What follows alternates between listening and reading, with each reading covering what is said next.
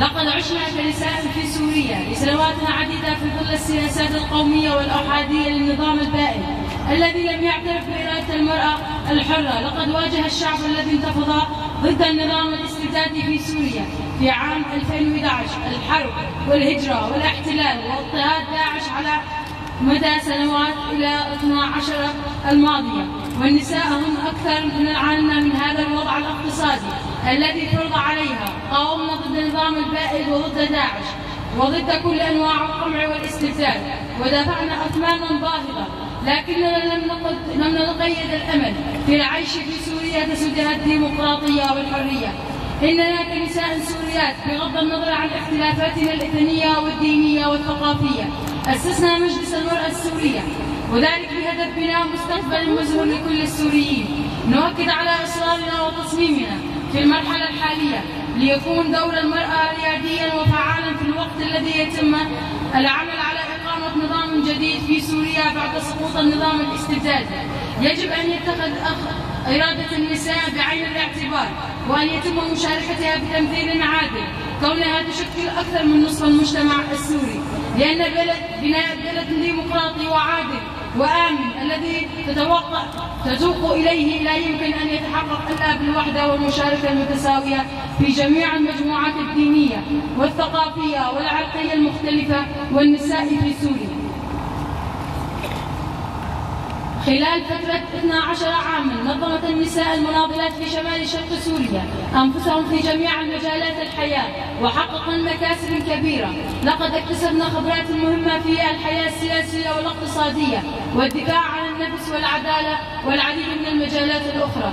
لقد حان الوقت لنقل إنجازات المرأة في هذه المنطقة إلى جميع النساء السوريات، لأن ما حققته المرأة هو نتيجة تضحيات من المهم جدا الحفاظ عليها وحمايتها.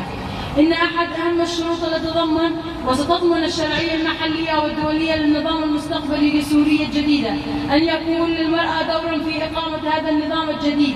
الجدير بالذكر أن سقوط نظام الأسد كان حديثا إيجابيا، لكن مع الأسف الانتهاكات بحق المرأة مثل الخطف والقتل، ونخص بالذكر النساء المعتقلات إضافة إلى الحرمان من الحقوق والحريات الأساسية للمرأة في كل من إدلب وعفرين وجرابلس والباب ورأس العين وتل أبيض، والآن في منبج التي تحتلها بعض الجماعات المسلحة التي لا تزال موجودة في بلادنا بدعم من تركيا وما زالت مستمرة.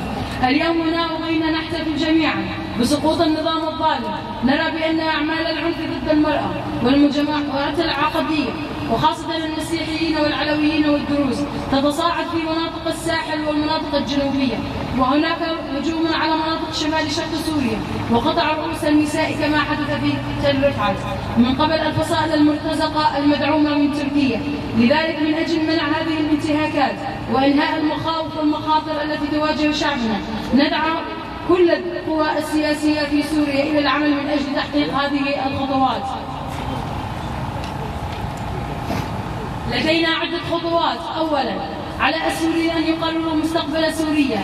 ثانيا، الإفراج عن كافة النساء المعتقلات في سجون المجموعات المسلحة في كافة مناطق إدلب وعفرين ورأس العين وتل أبيض. ثالثا، الالتزام باتفاقية السلام وإنهاء الصراع الدائر في منطقتنا، لذلك إغلاق المجال الجوي السوري أمام الأنشطة العسكرية ووقف جميع الهجمات على الأراضي السورية وانسحاب جميع الجيوش المحتلة. رابعا، إنشاء لجنة لضمان العودة الآمنة للسوريين النازحين وإنهاء حالة الاحتلال الأراضي السورية والمشاركة الفعالة للمرأة في هذه اللجنة. خامسا، ضمان مشاركة جميع النساء والمنظمات النسائية في جميع أنحاء سوريا بتمثيل عادل في بناء سوريا الديمقراطية وفي اللجنة السورية الجديدة. سادسا، تنفيذ المادة 1325 من اتفاق مجلس الأمن التابع للأمم المتحدة، اتخاذ تدابير لضمان مشاركة المرأة في عملية السلام ومنع النزاعات ومنع العنف ضد المرأة أثناء النزاعات وبعدها، ومشاركة المرأة الفعالة في عملية صنع القرار والتنفيذ والمسائل أثناء أخذ التدابير. سابعا، إنشاء لجان تقصى الحقائق والعدالة والملاحقة القضائية في جميع جرائم الحرب وجرائم ضد المرأة وحقوق الإنسان. ثامنا، ضمان مشاركة المرأة على قدم المساواة وبحرية في جميع آليات صنع القرار السياسية والتعليم والاقتصاد. 9. الاعتراف القانوني بحق المرأة في الدفاع عن نفسها. 10. التطبيق الكامل لمبادئ حقوق الإنسان وضمانها على النحو المنصوص عليه في المعاهدات الدولية، مثل اتفاقية القضاء على جميع أشكال التمييز ضد المرأة، وضمان الحقوق الأساسية للمرأة وضمان وضعها الاجتماعي.